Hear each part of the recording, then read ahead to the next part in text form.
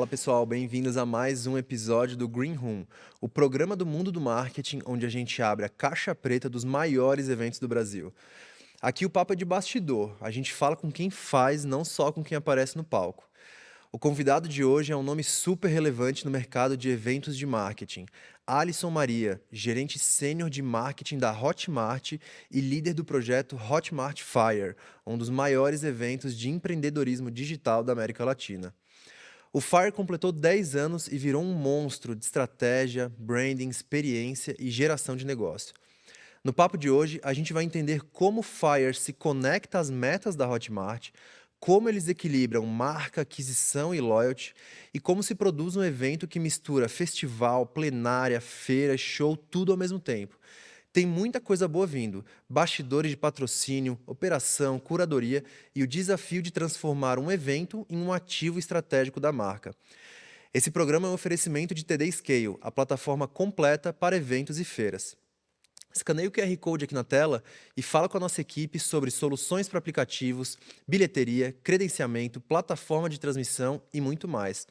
Você pode ainda também conferir o nosso novo lançamento, a funcionalidade de inteligência artificial no aplicativo. Agora o participante do seu evento pode dar 2 toques na tela e receber um resumo de todas as palestras que não conseguiu assistir. Bom, bora pro nosso papo de hoje? Alisson, brigadão por aceitar o nosso convite, é uma honra te receber aqui no Green Room. E, cara, pra gente começar, conta um pouquinho aí, quem é o Alisson, um pouquinho da tua trajetória e como que o mundo dos eventos apareceu na tua carreira. Edu, obrigado pelo convite. Prazer estar aqui falando com vocês, compartilhando um pouquinho dessa que é a minha paixão, né? Na verdade, o planejamento, né? O marketing, né? De uma forma geral, ele acaba escolhendo o profissional de publicidade. Eu sou publicitário de formação, né? Me pós-graduei em marketing, porque era aquela pessoa sempre mais cautelosa, que olha para os números e pergunta, né, para a equipe: pô, mas será que essa conta fecha? Será que isso aqui vai parar em pé? A pessoa que está mais preocupada com o cronograma, com o planejamento. Ah, então vai lá, o redator publicitário que gosta um pouco mais de planejamento. E eu queria me aprofundar um pouco mais na parte de business, né, de entender um pouco mais do impacto para a empresa. E procurei a área de marketing para ser realmente esse braço, né, da administração da empresa, né, que alavanca, que seja a locomotiva dos resultados. Então, foi aí que surgiu o meu interesse para o marketing. E dentro do marketing, né, comecei a atuar nas agências, né, gerenciando contas, ativações de contas. Então, vários clientes procuravam as agências para fazer ativações de marca em eventos, né, produzindo muitos shows, congressos, né, palestras, ativações até em faculdade, de live experience mesmo, a gente fazendo ativações. Uhum. E eu comecei a gostar muito, né, dessa parte de produção, desse frio na barriga, de entender, né, como provocar as experiências nas pessoas, gostar muito desse apelo sensorial, que é o que de fato marcava ali, mexia muito no quentinho ali no coração das pessoas. E quando eu fui para o mundo mais corporativo dentro das empresas, né, eu tive a oportunidade de trabalhar com empresas que tinham, né, os seus eventos proprietários. E aí realmente foi o deslanchar da carreira. Eu vi que realmente eu gostava muito de fazer isso. E a continuidade de um processo, né, trabalhar com um mesmo produto ao longo do ano, né, isso vai aumentando a expertise também, você vai evoluindo ano após ano, te dá uma oportunidade de aprofundamento legal. Então, e aí esse é um bichinho que te morde e é difícil se livrar depois, porque é viciante essa adrenalina de entregar, de ver a coisa acontecendo e a satisfação das pessoas depois. Isso vale um ano de planejamento ali, ver aqueles 2, 3 dias de realização. É muito gratificante. Boa. Cara, eu acho que esse bichinho dos eventos, como tu colocou, é uma droga, viu? Porque o que tem de gente que fala assim, cara, dá trabalho, me estresso, mas aquela sensação depois de entregar, ela é recompensante demais. A galera é viciada nessa adrenalina e na recompensa, assim, né? É. É muito bom. E cara, nessa tua trajetória, só pra gente fazer um recap, assim, né? Teve esse período que tu atuou dentro das agências, então, com muito live experience, as ativações dentro de eventos Uhum, e fora deles também. E aí tu passou um tempão dentro de RD Station, né, uma empresa de uhum, tecnologia com o seu evento proprietário, sim. e agora chegando em Hotmart, também uma empresa de tecnologia com um evento proprietário, né? Isso.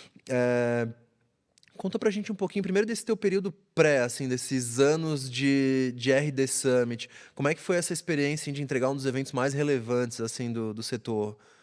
Ah, foi muito gratificante, né, o período na RD foi uma grande escola. Tive a oportunidade de estar com profissionais que são dos melhores do Brasil, assim, no que fazem. E me desenvolver muito nisso também. Foi uma escola para mim também, né? Assim, e a oportunidade que o Summit me deu, né? O RD Summit, no caso, de crescer profissionalmente junto com o projeto, Uhum. né? E vivenciar algumas experiências que me lapidaram muito como profissional, como uma transição de uma cidade, né? Uma ilha, literalmente, né? E passar por esse processo de transição para São Paulo, né? E você vir para o maior centro econômico populacional do Brasil para fazer um evento que, de repente, na próxima edição já vai ter o dobro de participantes. Então, são poucos profissionais que têm a oportunidade de vivenciar isso. E essa musculatura foi algo que certamente me deu confiança, né, para encarar novos desafios. Assim como o desafio também de estar à frente do Fire, um evento, né, já estabelecido, né, de uma empresa extremamente conceituada, e que é um voto de confiança e uma responsabilidade muito grande continuar entregando um alto padrão de qualidade com um evento que já por si só é vendido, né? Um evento que já é dado e já tem chancelado ali no calendário oficial dos eventos. Muito bom. E como é que foi essa tua chegada em Hotmart? Como é que tu foi parar lá? Qual que é a história do cruzamento da história da Hotmart com a tua? Cara, e é um papo antigo, assim, eu falo que é um namoro antigo, né? O Flávio Guimarães, né, que foi diretor do Fire por 10 anos ali, a gente se aproximou muito na época da pandemia. Então, quando tudo se fechou ali, a gente, né, na época no RD Summit, a gente tinha a edição 2020, mais metade dos ingressos já vendidos. E aí, em março, né, abril ali de 2020, veio a resolução de fechar tudo. E aí foi já profissional de eventos tendo a primeira experiência de cancelar por motivo de força maior. Como que faz a devolução de tudo isso? Como que faz reembolso? Né? E para onde a gente vai? E aí tem alguns inconformados, assim. Eu acho que esse incômodo que o profissional de experience marketing tem é o que motiva algumas coisas, assim. O Flávio tem esse perfil também incomodado. Na época, na Hotmart, a gente era um dos players que a gente queria conversar, porque já vinha o projeto do Fire, a gente já conhecia há muito tempo, já servia de referência para nós. Então, a gente selecionou alguns players, a gente precisa conversar com essa galera, ver agora que tudo está fechado, para onde a gente vai. Né? Talvez a decisão mais segura e cômoda fosse, cara, não tem o que fazer, está tudo fechado, e agora? O que a gente faz? Nada, não faz nada, porque está tudo fechado. Mas os inconformados, eles vão, cara, tá, não tem o presencial, tem as restrições, mas vamos ver o que ainda dá para fazer. E foi bom porque foi um encontro de universos, assim, a gente buscando uma solução do que fazer, né? E ele também ali naquele momento, né, com o Fire, o que fazer. Daí deu origem ao On Fire, né, que foi o evento online da Hotmart naquela oportunidade. E a gente fez o Hostel by RD Summit também, que foi um oferecimento, um evento online. Mas essa troca, esse bench, proporcionou que a gente conversasse muito, assim, e o que eram reuniões para pegar referência de uma empresa, né, colaborando com a outra em prol do mercado, em prol do público mesmo, né, para a gente continuar proporcionando essa experiência de aprendizado. Acabou criando uma relação, né, que a gente tinha 45 minutos, 1 hora blocada na agenda um do outro, a gente conversava 3, 4 horas.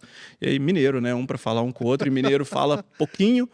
E aí virava um longo café da tarde, assim, a gente trocava sobre muitas coisas, e ali a gente, admiração mútua, né, entre profissionais de eventos, a gente trocava bastante. E essa relação, ela se estabeleceu. Então, as coisas, os planetas se alinharam muito bem, porque eu já tinha uma vontade de voltar a BH, né? Eu sou natural de Belo Horizonte, minha família está em Minas. Eu já tinha esse interesse, já tinha essa admiração pelo projeto. E aí juntou, o universo se alinhou, que depois da minha última entrega, né, em 24, eu falo que quando o filho saiu de casa, foi morar na cidade grande, o evento, né, o RD Summit entrou no calendário oficial de São Paulo. Falei, acho que a minha trajetória está completa. E veio esse presente, que é a oportunidade de estar à frente do Hotmart Fire, que, sem dúvida, é uma das experiências mais desafiadoras, mas também mais encantadoras e motivadoras da minha carreira. Que legal, incrível. Você trocou um evento de super relevância por outro, né? Muito bacana. E quando você chega em Hotmart, participa da primeira edição do Fire, sendo eh, uma pessoa do time Hotmart, o que que isso te trouxe, assim? Quais foram as sensações? O que que foi passar pela entrega? O que que foi sentir aquele gostinho de evento entregue? Como que foi essa edição de... E uma edição especial, né? Foi de 10 Edição anos Hotmart, especial né? de 10 anos. Cara, pouca gente, poucos profissionais têm a sorte e oportunidade de estar em um evento que, assim, na 10ª edição ele cresceu 10 vezes, desde a primeira edição, de 1.000 para 10.000 participantes. E é uma coisa assim, a gente já está na estrada há um bom tempo, assim. Eu ficava olhando, engraçado, né? Não comentei isso com muitas pessoas, mas eu ficava olhando a minha credencial, o logo da própria Hotmart, assim. Falei, cara, eu tô aqui, sabe? Eu tô aqui no evento, assim.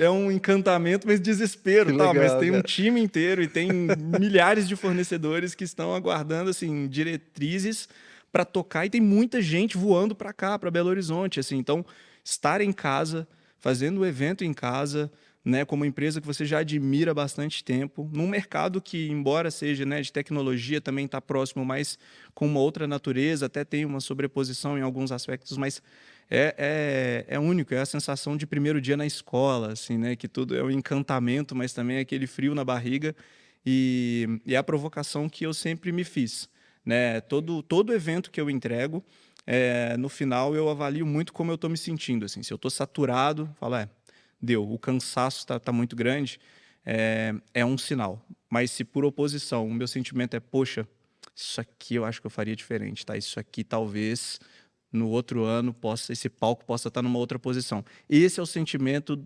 de que dá para queimar mais, tem mais coisa ali para fazer. E era tudo, assim. Eu saio do evento, meu Deus, uma edição de 10 anos, nossa, temos coisa demais para fazer, entregamos uma baita experiência, mas isso aqui tem margem para voar mesmo. E a satisfação estava ali, estava muito presente, resgatando esse sentimento. E foi muito especial. Muito Muito bom, especial. cara. Parabéns pra você e pra todo o time Hotmart Obrigado. aí pela entrega. E pra quem não conseguiu ir no Hotmart Fire, dá pra gente um pouquinho de contexto, assim, em termos de tamanho. Você falou de 10.000 participantes, expositores, conteúdo, palestrantes. O que que é o Hotmart Fire em números? E qual que é o propósito do evento pra Hotmart? Legal. Bom, muita gente não sabe, né? E a gente até coloca o FIRE em maiúsculas, em letras maiúsculas, porque ele é um acrônimo, né? A gente fala de Fun, né? A gente fala sobre Innovation, de Relationship, Entrepreneurship. Então, a gente é um acrônimo ali da junção desses universos, o que dá para a gente, mais ou menos, uma dica do que é esse evento que compreende tudo isso, todas essas áreas. Então, assim, a gente tem todas as partes que compõem o FIRE. A gente está falando ali de mais de 120 palestrantes, são 5 palcos. A gente está falando de uma feira com mais de 70 expositores. São 3 dias, mais de 100 horas de conteúdo, né, com o Fire Fest no encerramento ali no terceiro dia. Cada uma dessas partes, quando a gente pega, elas seriam um evento por si só. Uhum. Né? Então, se você pega uma feira que tem 70 expositores, é uma baita feira. Se você pega, né, um evento, né, com palestras, um simpósio, enfim, um congresso que tenha 2 palcos que seja, já é muita coisa, uma programação paralela. 5 palcos simultâneos, né, com slots ali de 9 às 18 horas, já é um evento muito grande. E aí você tem que pensar num rider de show também, né, em uma experiência de montar bar, montar um open, montar toda uma estrutura de logística, né, e pensar em receber 10.000 pessoas. Imagina, se organizar, hoje em dia, se organizar uma festa de aniversário e reunir 20 dos seus amigos já é um desafio gigantesco. Imagina 10.000 pessoas, né? Então, o Fire é tudo isso e muito mais que isso, né? Ele movimenta, de fato, uma indústria, um mercado, é o grande ponto de encontro, né, do mercado digital, coloca mesmo ali no calendário essa estrelinha de que as pessoas se reúnem para atingir esse próximo passo, se inspirar com as pessoas que já passaram por essa jornada, passaram por desafios. Um ponto interessante do Fire é que muitas das pessoas que estão em cima dos palcos, né, do evento, elas estiveram na plateia, grande parte delas. Então, a gente vê essa ascensão, ela é muito sensível, e eu acho que esse é o principal propósito do evento, assim, é reforçar esse papel da Hotmart como parceira, de fato, de quem quer empreender no digital. As pessoas encontrarem ali um ambiente onde tudo é construído para ajudar a sua jornada. Eu quero vender mais, eu quero criar mais, eu quero me inspirar, eu quero ferramentas, soluções. Ela vai achar tudo, a gente faz esse esforço para reunir, eu preciso me conectar com as pessoas, a gente cura também as pessoas no lugar certo, para que a gente proporcione e facilite, né, favoreça esse processo de desenvolvimento dessas pessoas. Muito bom, muito bom. E vamos falar um pouquinho de bastidores agora do evento, em especial de estratégia. Legal. Qual que é o objetivo do FIRE? Como é que ele está conectado às áreas de negócio? Vocês estão lá captando novos clientes? O público é majoritariamente de prospects? Existe uma estratégia de relacionamento com quem já está na base? Como que vocês lidam com isso dentro do evento? É tudo isso, né? A gente tem um mix de objetivos e de indicadores que a gente movimenta, mas eu costumo falar que a especificidade ela é chave para um evento. Para a gente não cair naquele erro, assim, não sei quem já pôde passar por essa experiência, planejar uma viagem para a Europa, que aí você vai cair na tentação de, o país é muito perto um do outro, 7 dias, talvez dê para conhecer 7 países. E na prática você vai ver que não dá certo. Vai se cansar, vai desperdiçar muita coisa, vai ser desgastante, não vai ser uma experiência tão proveitosa quanto você imaginava. O evento ele tem essa armadilha também. Né? A gente vai trazer tanta gente, por que a gente já não coloca isso? Isso aqui vai ser legal também. E aí tem que ter aquele momento que o planejamento ele define o que não fazer. Né? A gente podia, então, colocar aqui talvez uma roda de bate-papo, e por isso a gente pode chamar um mágico para fazer um espetáculo, ou alguém, um chefe que faz um prato ao vivo. Cara, mas isso tem a ver, isso se conecta com a sua estratégia. É muito interessante você ter o bullseye ali, né? Onde você está olhando, o que você quer atingir de métrica. No nosso caso, a gente olha para a marca, né, para tal leadership, assim, para reforçar essa posição de é o melhor parceiro possível e a decisão óbvia para quem quer estar no mercado digital. A gente quer conscientizar as pessoas, que a gente fala que são os creator intentions ali, as pessoas que querem viver do digital, que querem produzir conteúdo, que querem monetizar esse conteúdo, né, esse produto digital, que é a parceria óbvia, é o caminho de fato que reúne tudo o que você precisa para isso. A gente tem que reforçar essa mensagem. Claro, a gente fazendo isso de uma forma bem feita, outros indicadores da empresa naturalmente vão ser afetados. Então, eu converso muito, eu escuto muitas outras lideranças, né, dessas frentes, né, de CS, né, de sales, né, de new business, etc., os diretores de branding, e com uma pergunta muito específica, assim, o que é sucesso no FIRE para você, na sua visão, na sua caixinha. E eu reúno depois, assim, para tentar entender como que a gente oportuniza que isso aconteça. Então, o ponto do evento é dar oportunidade para que as áreas trabalhem o brilhantismo delas. Não sou eu que vou trabalhar de fato, eu como um gerente de eventos, que vou trabalhar de fato a estratégia de aquisição ou loyalty, mas eu tenho um time especializado em fazer isso. Então, eu tenho que criar o ambiente favorável para que as áreas trabalhem os seus indicadores. Então, não sou eu necessariamente que olho diretamente para esses indicadores. Então, quando eu me posiciono como esse caminho óbvio, né, e coloco a marca nesse status, né, e permito que as áreas atuem, elas trazem para mim, os diretores eles trazem para mim. Se a gente fizer muito bem esse trabalho primário do FIRE, de abrir essa porta e de chancelar esse papel, o resto a gente faz.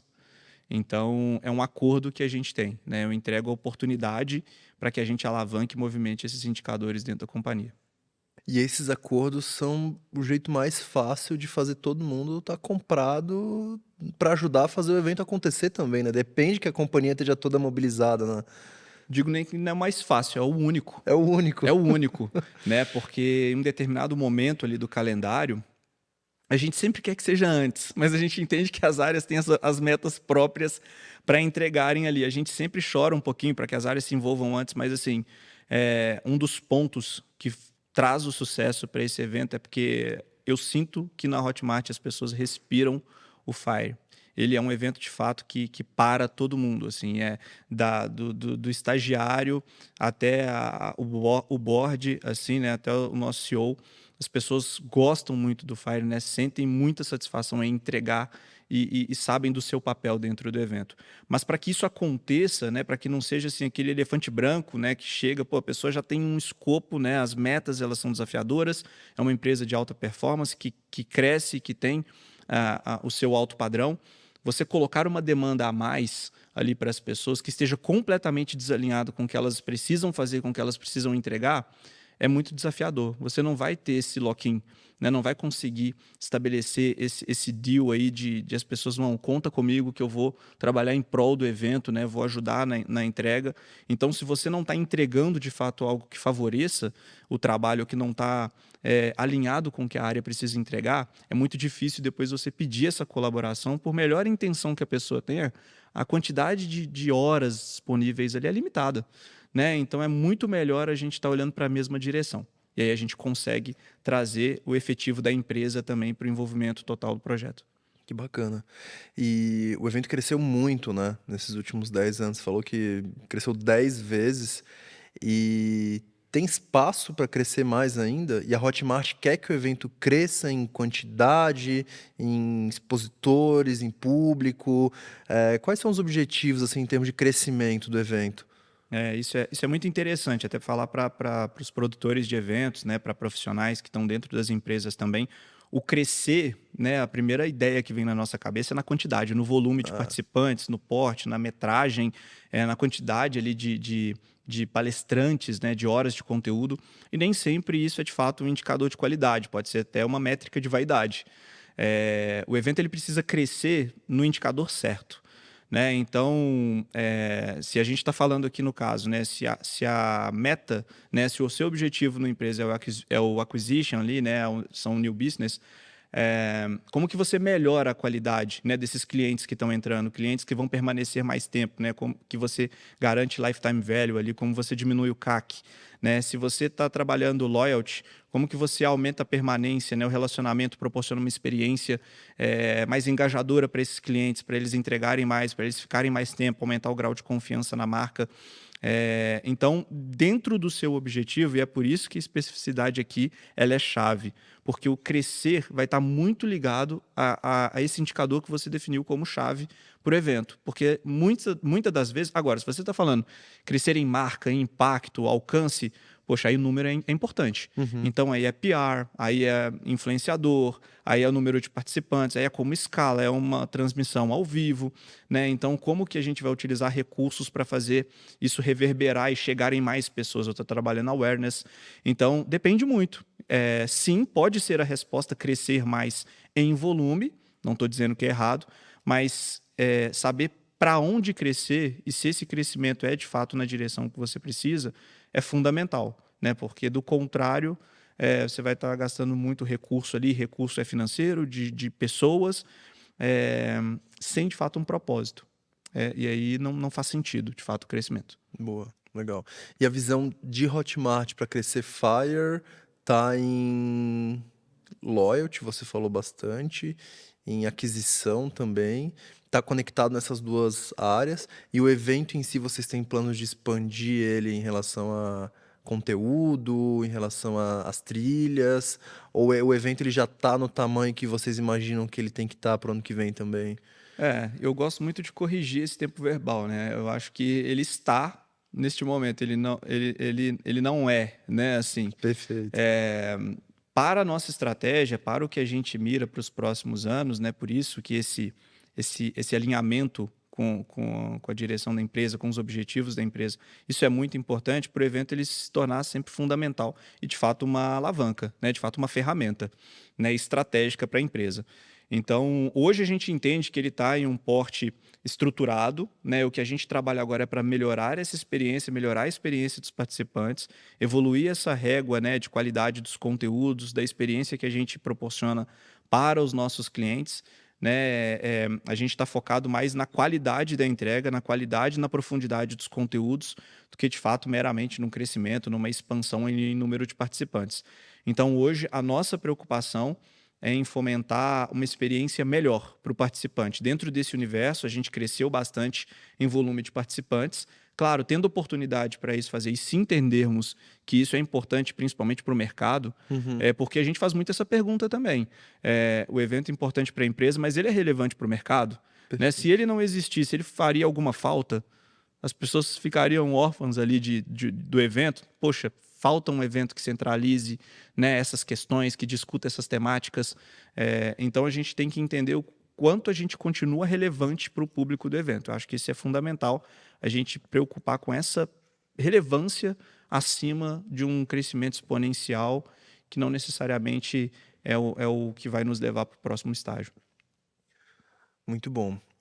Eu não posso deixar de tocar no assunto praça. O evento hoje é realizado em Belo Horizonte, Uhum. fora do eixo aqui Rio-São Paulo, mas São Paulo, principalmente É. assim, em eventos corporativos, né? E eu entrevistei algumas pessoas que têm eventos relevantes fora do eixo também, aqui em São Paulo. É, como o Marcos, que organiza o Marcos Rossi, é o fundador e CEO da Gramado Summit, Gramado. lá no Rio Grande do Sul. E eu discuti bastante com ele sobre os prós e os contras de se fazer um evento aqui em São Paulo, fazer fora, a visão dele. Ele não planeja tirar a Gramado Summit lá, mas ele planeja levar para outras praças, principalmente internacionais, né? E eu queria ouvir a tua opinião sobre esse assunto, porque você hoje organiza o Fire em Belo Horizonte. Você teve anos também de produção do RD Summit quando ainda era em Florianópolis. Qual que é a tua leitura? O que um evento tem a ganhar fazendo dentro de São Paulo e fora de São Paulo? Bom, isso vai muito de acordo com o objetivo de cada empresa, né? A transição que foi feita ali no passado, Florianópolis e São Paulo, fazia muito sentido naquele momento de empresa, eh, com a questão de TOTS, aquisição, etc. Uhum, Entendo também os pontos da Gramado, né? E em partes a gente tem alguns objetivos semelhantes nessa questão de internacionalização. Vale lembrar que o Fire ele tem o Fire Sessions, que é a nossa presença também em Latam. Então a gente realizou em 2025 na Cidade do México uma edição, né? Que é também um desdobramento do Fire. A gente tem na Colômbia, né? Em 2026 já previsto para junho. Também um evento nesse sentido de internacionalização, que para nós é mais interessante nesse momento e mais estratégico do que de fato pensar numa mudança de praça dentro do Brasil. O que não sai da mesa de planejamento. Eu acho que no fim do dia é pensar o que é a melhor experiência para o público, né? O que a gente consegue proporcionar, e dentro do que a gente entende que é o melhor ali para o momento, para que de fato esteja alinhado para onde a companhia tá caminhando, a gente entende como proporcionar a melhor experiência. Então, extraindo daquele local, né, daquela cidade sede, o que ela tem de melhor a oferecer. Então, se eu tenho um evento em São Paulo, é claro que eu tenho ali uma facilidade logística muito grande, eu tenho ali, né, as grandes empresas, né, no caso de potencial de patrocínio, né, eu tenho um público, né, assim, que eu consigo, né, tracionar a minha estratégia de ticket, né, porque eu diminuo ali a barreira, né, de logística, né, um grande centro com voo direto para a maioria das capitais do Brasil, uma estrutura de transporte, de hotelaria, de fornecedores. Mas isso tudo hoje está muito globalizado, né? Assim, não se trata de uma limitação necessariamente. É uma outra natureza de produto, né? uhum. Assim, é um outro produto evento, né? E você estando numa outra cidade que tem a sua peculiaridade, no caso, seja Florianópolis ou Belo Horizonte, no caso do Hotmart Fire, você começa a explorar a cidade como um ativo, como um atrativo para o participante, né? Porque no final do dia, esse participante ele está indo para o aeroporto, ele está pegando um voo, ele está viajando para algum lugar, não importa se ele está indo para um evento corporativo, mas ele vai consumir, ele vai transitar em algum lugar, né? Ele vai ter que sair para jantar em algum momento, ele vai usufruir da experiência de estar num lugar diferente, né? 70% do nosso público lá no Hotmart Fire ele vem de fora, né? E de 26 países diferentes na última edição a gente teve. Caramba. Então, proporcionar também uma experiência para além das horas do evento é uma preocupação que a gente tem, porque isso contribui com a proposta de atratividade, né, do evento em si, da experiência como um todo. Então, quando você coloca a cidade como uma oferta, como parte do mix dos benefícios que o participante tem no momento que ele se desloca, é algo muito interessante. E quando você tem uma cidade que tem um potencial turístico, né, e foi uma das decisões que a gente tomou este ano, né, o Fire pela primeira vez ele terminou às 6 horas da tarde, ele terminava mais tarde ali, o que acabava consumindo um pouco desse turno da noite, e que à noite em Belo Horizonte, a capital dos bares, né, e da gastronomia, a gente acabava perdendo um pouco desse incentivo ali, dessa experiência das pessoas. Então a gente trouxe um pouco disso. Por que não incorporar, né, para que a pessoa consiga usufruir um pouco mais da cidade? Pensar a experiência da pessoa desde o momento que ela pega o avião, o ônibus, na sua cidade de origem, né? Eu acho que isso compõe muito do sucesso, né, de uma experiência, e, né, para além dos muros ali, dos limites da área do evento. Então, tem seus prós, tem seus contras, né? Primeiro ponto para essa decisão é, de fato, a estratégia da empresa, e a partir do momento que você define essa praça, aí você vai explorar o que, de fato, aquela praça tem de melhor, os pontos fortes ali, para contribuir com a experiência do evento. Muito bom, baita sacada. E adequou a cultura local, né? A cultura de sair para ir num bar, num boteco, aquele negócio mineiro ali A do receptividade do rap. mineiro, né? É, Não tem como não explorar isso, né? casou muito bem, muito legal. Sim. E você comentou comigo também em off sobre o mix de receita do Hotmart Fire, que inclusive a maior parte da receita vem da tiqueteria, né? Uhum. O Hotmart Fire é um case de como vender ingresso. Quais tu acha que são os maiores acertos do evento em termos de bilheteria? Porque é sempre muito sofrido para o produtor de evento conseguir dar sold out nos ingressos, e na maioria dos eventos de negócios que eu vejo, a balança é invertida. A gente normalmente ganha mais dinheiro com os patrocínios do que com o ingresso. Qual que é o segredo do Fire ali para lidar bem com bilheteria? Esse é um segredo mesmo, assim, mas é que é, acho que todos os eventos, né, e até no entretenimento, a gente tem sentido que as pessoas têm consumido menos o produto, o evento, né? A gente teve um boom ali pós-pandemia, que as pessoas queriam usufruir de tudo, né? E de estar em todos os festivais, e ali a gente nadou de braçada. Quem trabalha no mercado de eventos pôde usufruir, porque as pessoas queriam voltar com essa sede, né? Com esse entusiasmo de viver o presencial. Mas também com o aumento da oferta do digital, das lives, enfim, foi se mostrando para as pessoas que elas poderiam também, e com, enfim, aí a ascensão definitiva da inteligência artificial, as pessoas elas descobriram uma nova forma de consumir conteúdo também, e isso tornou ainda mais desafiador, se não para o entretenimento, mas para os eventos corporativos e para esses eventos, né, que são esses edutainment, né, que tem entretenimento, mas tem essa parte de educação, ainda mais desafiador, né? Assim, as pessoas a estarem em 2, 3 eventos corporativos no ano, né? Essa média caiu muito. Então, o segredo, que parece uma resposta óbvia, é continuar sendo relevante, representar uma transformação de fato, e que isso fique claro, né? Assim, pro público. Especificidade é a palavra que eu vou repetir muito aqui. Quando você define o objetivo também do projeto, você tendo especificidade também para o público que você deseja conversar, isso te ajuda muito na estratégia de ticket. Muita gente que planeja venda de ingresso acha que quanto mais amplo for meu público, mais fácil vai ser vender ingresso. Cara, é muito contraintuitivo É isso, muito né?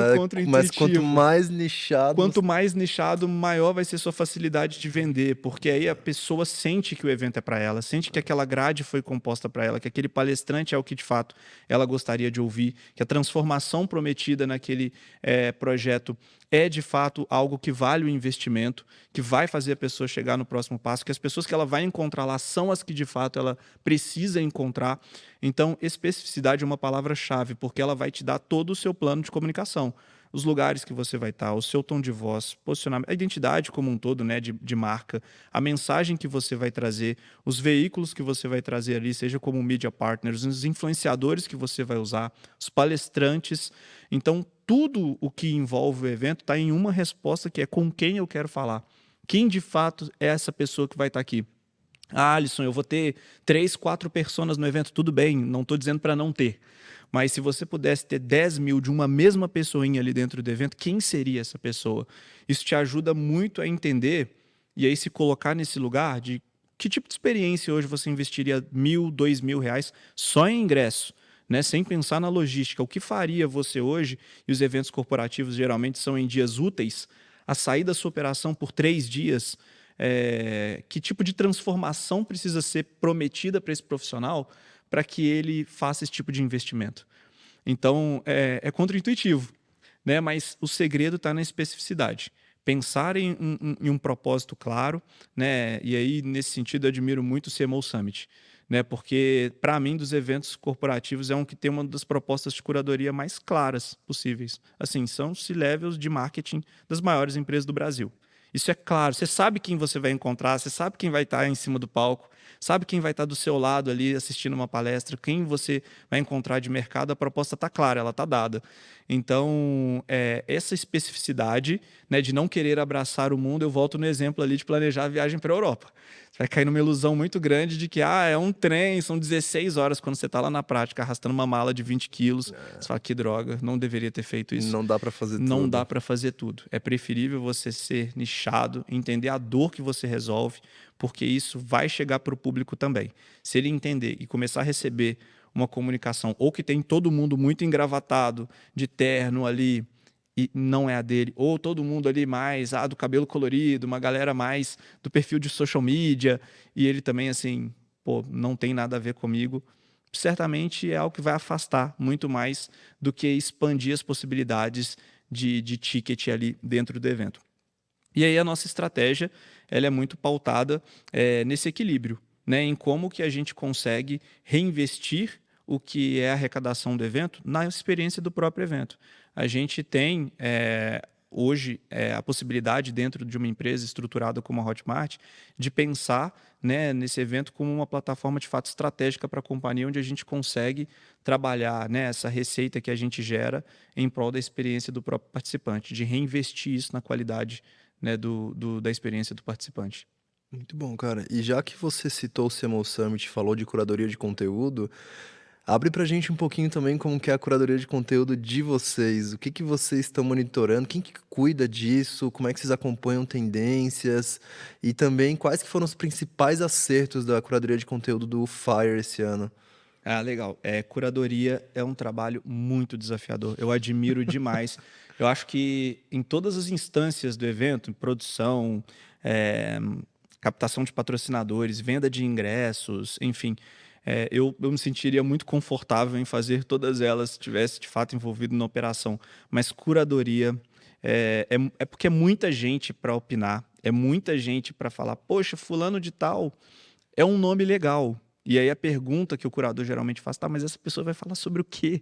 Né? O que que de fato... E o que ela fala, mesmo que essa sugestão venha acompanhada de uma temática, mas como que essa temática se conecta com o participante que eu fui lá específico, né? A pessoa que eu preciso transformar a vida dela de alguma forma. Então a gente tem a Rosa, né? Que é a Rosália, que é a nossa curadora oficial, que é a mãe do Fire praticamente. Ela é muito competente, muito comprometida. Já faz alguns anos o evento, foi um prazer. Uma pessoa que eu conheci também antes de vir para a Hotmart, né, Legal. que eu já conectava com ela também em umas trocas, porque por ser desafiador, os eventos também trocam muito entre si. É verdade. Né? E para entender, poxa, como foi a experiência com o fulano de tal? E o palestrante tal? Como que foi? Funcionou? Então, é um trabalho desafiador, né? Mas a gente tem uma sorte tão grande na Hotmart que...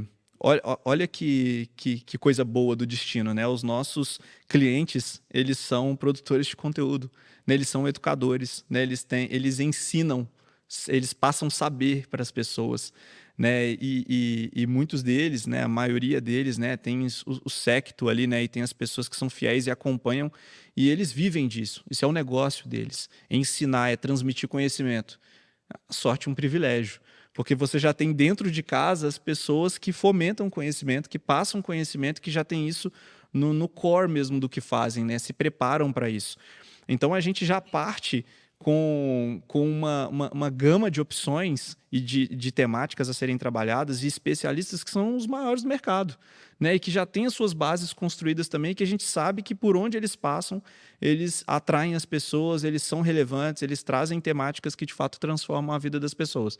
Então o nosso desafio aí no caso começa a ser selecionar, né, quais as temáticas são mais estratégicas para aquele momento ali e fazer essa curadoria da melhor forma possível para o momento de jornada do nosso participante.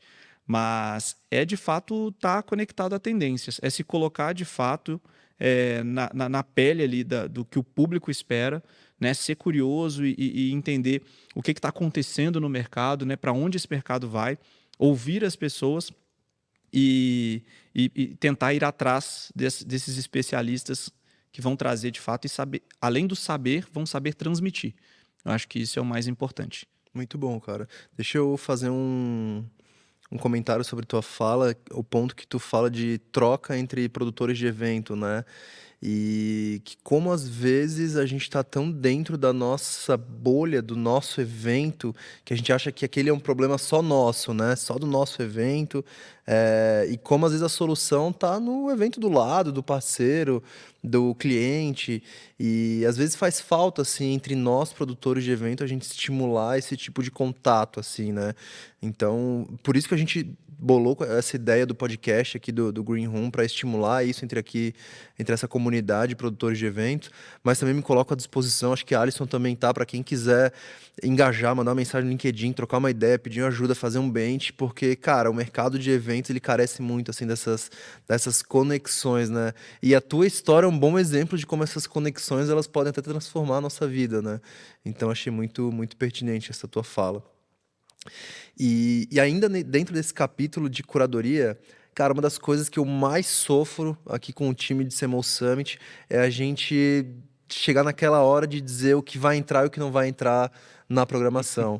Porque não tem espaço para botar todo o conteúdo que a gente gostaria.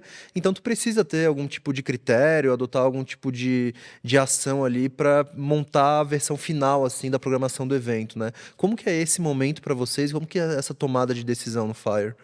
Legal. A gente começa, né, entendendo qual que é a mensagem que o evento vai passar naquele ano, né? E a partir dali, quais são as alavancas, quais são as trilhas e as áreas do conhecimento que vão permear a composição dessa curadoria. Tá. Então a gente entende quais são as temáticas, aí depois a gente começa a fazer um long list de pessoas que são referências naqueles campos e que podem trazer conhecimento dentro dos recortes que a gente quer, que a gente quer trazer. E aí, claro, a gente começa a esbarrar em algumas outras coisas que pesam também nesse critério, que disponibilidade das pessoas, né, a verba que a gente tem, né, o budget que a gente tem para trazer essas pessoas, né, se elas são relevantes de fato, com muitos eventos acontecendo, provavelmente, né, elas vão estar ali com uma agenda um pouco mais disputada. E se estão em outros eventos também muito próximos, a gente tem a percepção e a necessidade de diferenciação do evento como produto, né? Não faz sentido você trazer uma curadoria igual a um evento que aconteceu ali muito próximo, né? Ou que, enfim, há uma sobreposição de público, porque não vai ter aquele componente de novidade, de diferencial, né? O que você se distingue ali do outro projeto, né? Porque no fim do dia é o público, é o participante ali, o atendi, que vai definir onde vai ser esse investimento, em qual evento que ele vai comparecer. Então, entre essas questões práticas, mas principalmente lembrando de que o evento ele precisa ter um mix que faça sentido para o investimento daquele participante. E isso vai te dando algumas respostas, né? Então, a gente tem, né, os nossos especialistas ali dentro, né? E é uma satisfação muito grande a gente já ter esse pool de nomes à disposição dentro de casa, mas que com o alinhamento ali, o entendimento também da necessidade de renovação, né, das temáticas que vão ser mais relevantes naquele momento, naquele contexto, que fazem mais sentido estarem no evento, naquele determinado formato, se vai ser um fireside chat, se vai ser uma palestra, se vai ser enfim, um painel, a gente definir também esses formatos. Tudo isso acaba nos ajudando e nos dando respostas sobre esse exercício de curadoria.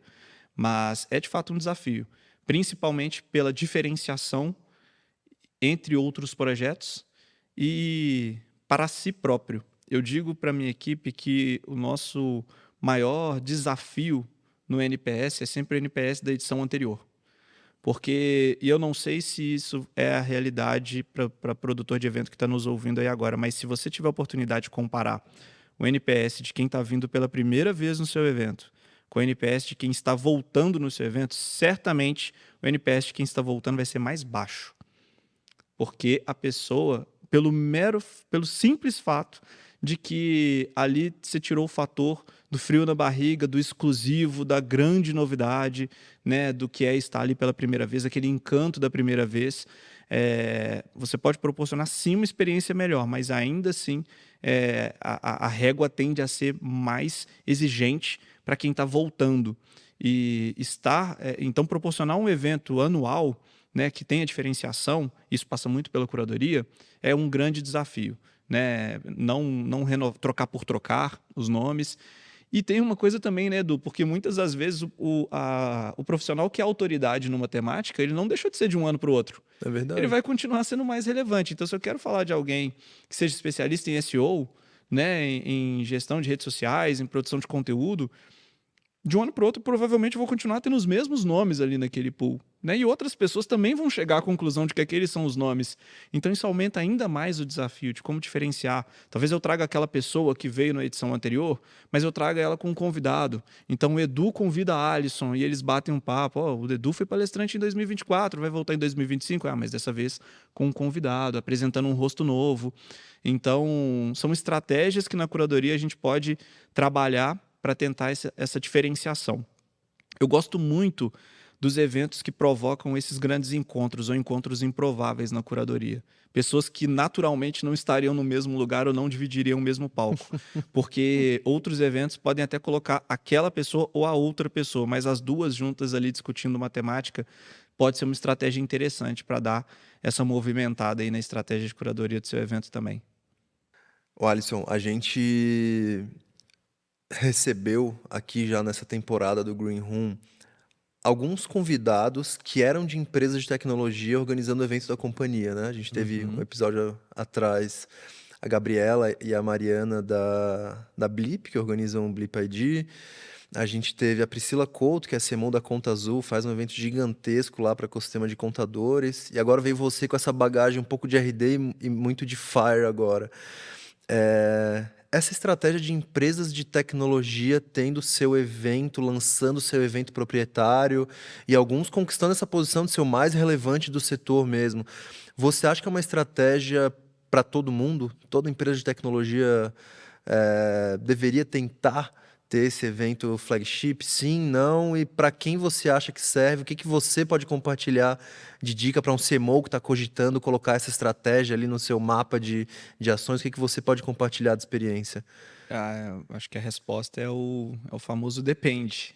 Depende de muitos fatores, muitos indicadores para essa tomada de decisão, principalmente com aquela questão de relevância, né? Você está colocando ser uma empresa de tecnologia, você não é uma empresa de eventos. Então, você vai passar a ter um outro produto. Sua empresa está preparada para ter uma outra linha de negócios, né? Entrar num segmento que é completamente diferente, né? A natureza do que se faz, né? Você vai ter que montar uma estrutura com especialistas, com profissionais dedicados a construir essa experiência. Esse é um ponto. O segundo ponto é, por ser um produto, ele tem que ter demanda. Né? Será que o mercado de fato tem demanda para abraçar este novo evento? Ele vai ocupar um lugar de relevância? Ele vai fazer com que as pessoas se movimentem para isso? A empresa ela tem essa posição de protagonismo para ditar essa tendência ou essa capacidade magnética de reunir os players relevantes de uma determinada indústria para se posicionar como esse host, né, que centraliza essas discussões em torno de um determinado assunto, de uma área do conhecimento? São perguntas que precisam ser respondidas. Então, não é para todas as empresas. E muitas empresas partem para um outro caminho, né? Patrocinar eventos, estarem presentes em eventos, né? Pode ser uma estratégia muito interessante para caso algumas das respostas para esses questionamentos que eu fiz anteriormente não, eu não sou a figura mais relevante, não, hoje eu não ocupo o lugar central, o top of mind do meu segmento. E nem estou dizendo que precisa necessariamente, mas para quem não ocupa, tem outras estratégias de você estar próximo a um público familiarizado com a sua solução, um público que se alinha mais com a persona que você busca, com o seu ICP, para que você faça prospecção de outras formas. E isso não diminui o mérito de uma estratégia de live experience. Você pode ter, estando em eventos de terceiros, né, atingindo aquele público. O custo-benefício é muito menor. Né? Assim, aliás, o custo-benefício é muito maior, né? A vantagem é muito maior, o custo é muito menor, né? Porque produzir eventos, né, Edu, você sabe, não é uma iniciativa barata. Né? Assim, eu posso dizer com convicção, né, de que um evento talvez seja o maior investimento de marketing que o seu time vai ter, que a sua diretoria vai ter. Então, precisa ser um movimento muito bem planejado, né? Até porque um evento ele demora para ele performar, né? A gente está falando aí que fez a 10ª edição, a gente esteve na 10ª edição do Fire e ele cresceu 10 vezes, né? O evento ele começou com 1.000 pessoas. E até hoje, na 10ª edição, é difícil talvez você fazer uma correlação, né, ali direta de resultados, de alavanca de resultados, quando você fala, por exemplo, em marca, em awareness, né, na relevância de marca, porque o evento é uma tangibilização da grandiosidade, de tudo que você faz, é literalmente a oportunidade que você dá para a pessoa sentir, entrar na sua marca. Ela consome, ela cheira a sua marca, né? Ela ouve a marca. Então, proporcionar esse tipo de experiência e ter esse tipo de posicionamento é o que custa bastante. Então, entender muito essa maturidade, essa necessidade e ter muita clareza, de novo, eu bato nessa tecla, que dor esse evento vai resolver, né? Que alavanca a gente quer movimentar com a execução de um evento. É um investimento de tempo, é uma equipe nova, é uma nova expertise, é um novo produto que vai ter um balanço financeiro, vai funcionar como uma empresa dentro da sua empresa. Um bom Então, exemplo. as empresas elas precisam estar muito preparadas para tomar esse movimento e, se sim, entendendo que faz sentido, né, não tentar também comparar com os grandes ali do mercado. Acho que vale explorar. Eu costumo dizer uma visão bem pragmática, mas que o benchmark, né, você fazer teste com o dinheiro dos outros, né, você consegue ver ali o que as pessoas estão fazendo, o que se aplica ou não para a sua solução, e incorporar isso para o seu evento e sem tentar essas visões megalomaníacas. Assim, eu já quero começar com um festival para 12.000, 15.000, 20.000 pessoas e ter uma atração internacional. Cara, movimenta ali o pool de pessoas que você precisa naquele momento para quem você é de fato relevante. Se você conseguir e colocar para mim 2 projetos hoje como uma liderança de eventos, se a minha equipe me traz hoje 2 propostas de evento, uma de um evento para 300 pessoas, onde a gente vai genuinamente movimentar a vida e causar transformação para 250 delas, e um evento que vai ser para 15.000 pessoas, onde a gente vai ter um baita barulho e tudo mais, eu tendo a encarar como uma solução mais estratégica o evento menor. É verdade. Porque a transformação que eu vou causar ali vai garantir um boca a boca, que é um fator fundamental, uma relevância e uma retomada, né? Um reengajamento das pessoas, uma reincidência das pessoas. Poxa, esse evento está no meu calendário, todo ano eu vou querer estar lá. E é isso que vai fazer o evento escalar, porque essa pessoa vai, pô, Edu, você tem que ir comigo. Esse evento daqui a pouco vai ser para 700 pessoas, 1.000 pessoas. Ele vai dar o tom do crescimento. Mas o evento ele precisa ser relevante. Você escolheu, vou fazer um evento, ter um evento proprietário, que ele seja relevante, que ele seja para 20 pessoas, mas ele seja relevante para aquelas 20 pessoas que vão estar lá. E aí sim você vai datando o seu crescimento, cadenciando o seu crescimento a partir de então. E essa estratégia de eventos, ela tem vários formatos, é um Lego que você pode montar, né? Porque, beleza, talvez seja muito ambicioso você já mirar em ser um líder da sua vertical, se você não é top of mind, como você falou, mas você pode, de repente, ir no evento de setor, da associação do seu setor que é relevante e patrocinar, como você mencionou, e combinar isso com a estratégia de ter um evento menor, ter eventos recorrentes, jantares, coisas mais simples de se fazer, até para conhecer o público, entender formato, aprender a fazer antes de começar a escalar para formatos de médio e grande porte, né? Então é um Lego, dá para brincar com a estratégia de eventos de várias formas, né? Ah, é isso. Acho que aí depois, partindo para a solução do evento em si, aí o formato do evento, e aí você tem parceiros, tem soluções no mercado, né? A própria TD oferece muita coisa nesse sentido, né? Muita solução nesse sentido para te ajudar a pensar nas melhores soluções, né? E para impactar o público. Também está conectado com isso, com esse objetivo, né? Às vezes o meu público vai estar mais no online, às vezes o meu público tem uma demanda presencial, né, em grande escala, às vezes é um evento que abre margem para ter patrocinadores, para ter uma feira de negócios, porque eu tenho um ecossistema, então eu sou uma empresa de tecnologia, mas o meu público ele conecta com a minha ferramenta, com a minha solução, mas ele também precisa de uma infra, né, e de soluções de outras empresas, de outros nichos para compor sua operação. Então faz parte trazer para a conversa também esses outros players. Acho que a combinação desses fatores, né, é o que faz, né, tanto a diversidade dos eventos, né, a diversificação como produto, e o que vai fazer o seu diferencial também como evento, né? Exatamente você lançar a mão desses recursos diferentes para compor uma experiência que tenha a sua identidade, né? Que tenha a cara da Perfeito, sua empresa. perfeito. Maravilha. Alisson, tanto o Hotmart Fire quanto o RD Summit foram, assim, dois expoentes no tema de festivalização dos eventos de negócio, né? O participante que vai hoje no Hotmart Fire, ele tem uma camada de entretenimento ali junto com o conteúdo de negócio muito grande, né? Tem show, tem ativações, tem ali todo um componente de festival. Isso é uma tendência que vem se mantendo já faz algum tempo, assim, vários outros eventos começaram a replicar isso em determinada dose. Como que o produtor de evento, o que que o produtor de evento pode fazer para seguir essa tendência, aproveitar isso sem prejudicar o evento? Porque o evento continua sendo um evento de negócio, né? A gente não pode misturar as coisas. A festivalização não é para mudar a finalidade do evento, é para mudar um pouquinho o formato. O que que o Uhum. produtor tem que fazer para não perder essa essência, esse DNA do evento que é de negócio?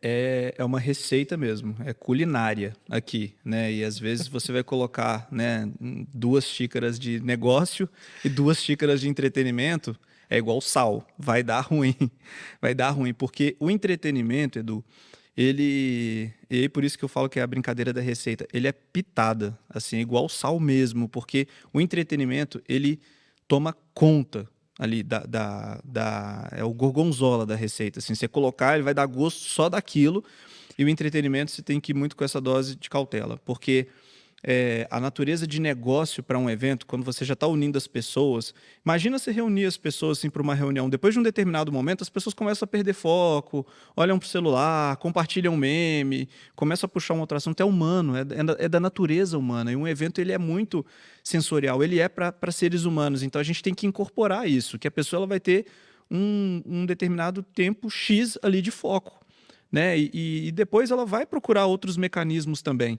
Então, você entender a natureza do comportamento humano ali, que precisa de um momento de descompressão, de relaxamento, de tirar um pouco a ideia da objetividade, do pragmatismo do conteúdo que está sendo apresentado, isso é fundamental quando você está lidando com humanos ali.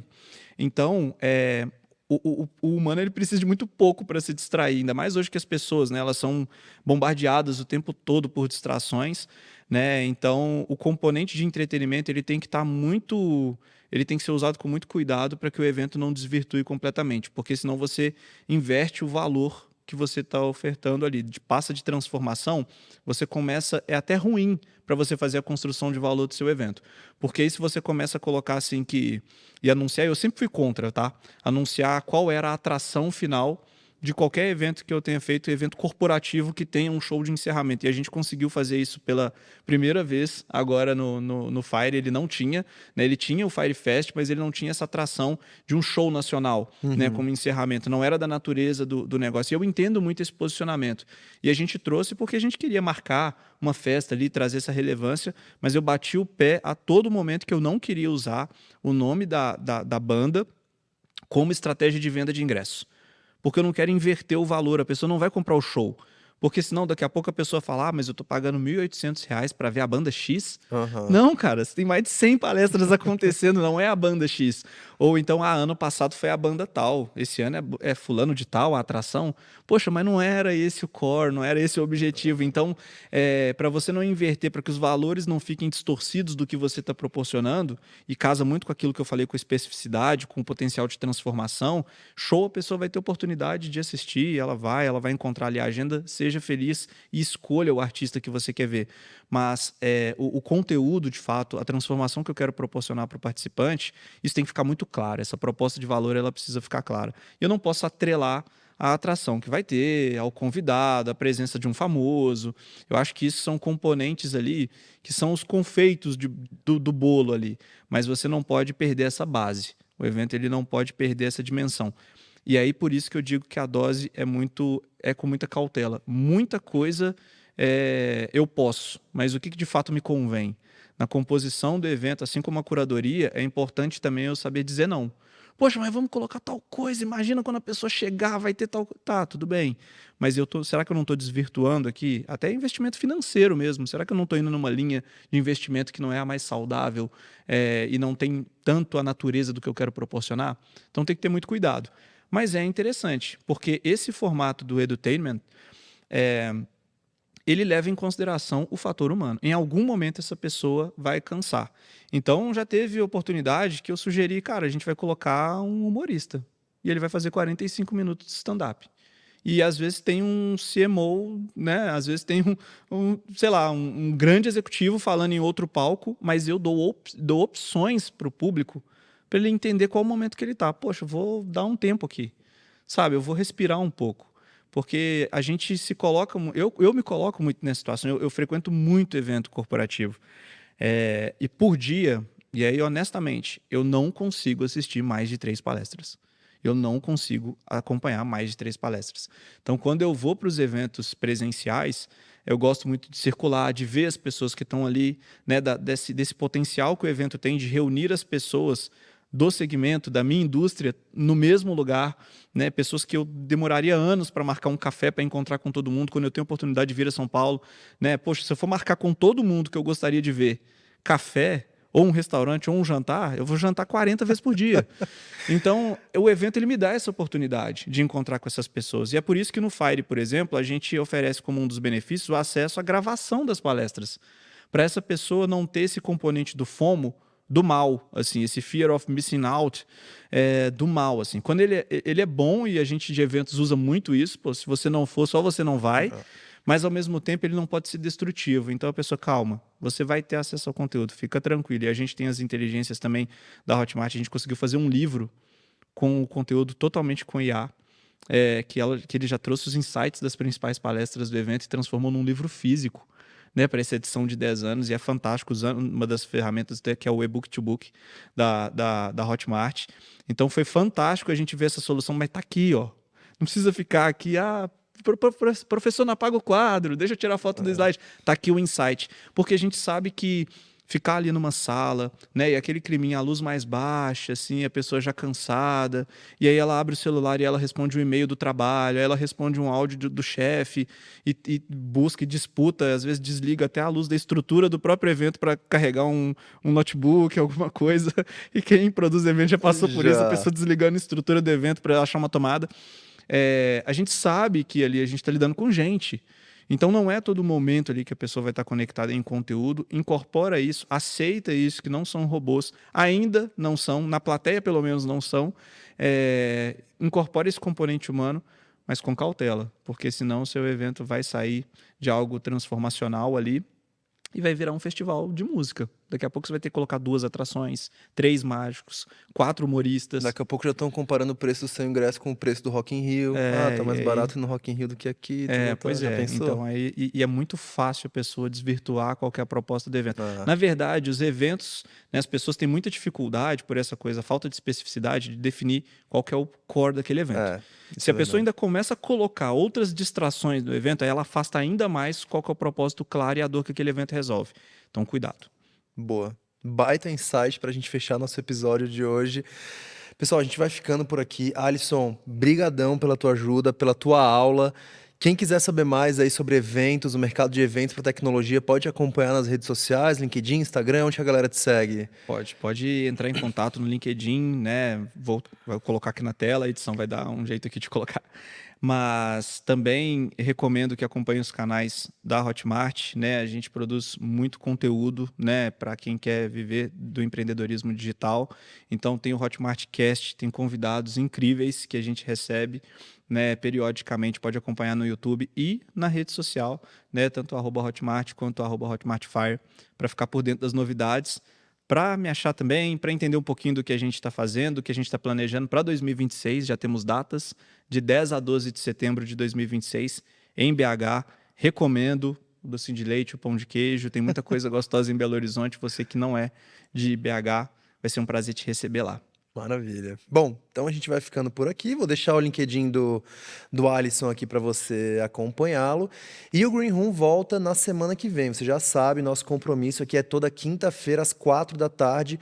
O líder ou a líder de um grande projeto de evento vem aqui no nosso estúdio para abrir os bastidores, a caixa preta dos eventos e contar todos os segredos por aqui. A gente se vê na semana que vem. Até mais.